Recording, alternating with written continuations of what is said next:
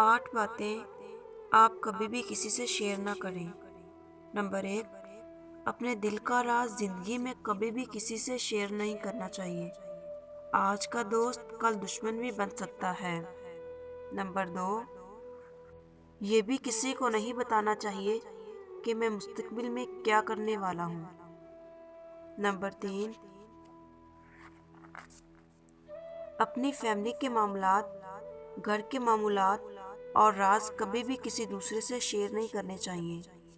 Number 4، نیکی کے ان کاموں کا بھی کسی سے ذکر نہ کریں جو آپ اللہ کی رضا کے لیے کرتے ہیں، کیونکہ یہ اللہ اور آپ کے درمیان ایک معاملہ ہے۔ نمبر 5، کبھی بھی کسی سے اپنی آمدنی کا ذکر نہ کریں۔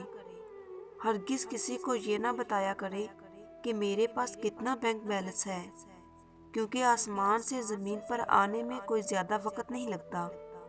نمبر 6، اگر آپ کسی سفر پر جا رہے ہوں تو کوشش کریں کہ اپنی منزل کے بارے میں کچھ زیادہ بات نہ کریں تو اچھا ہے۔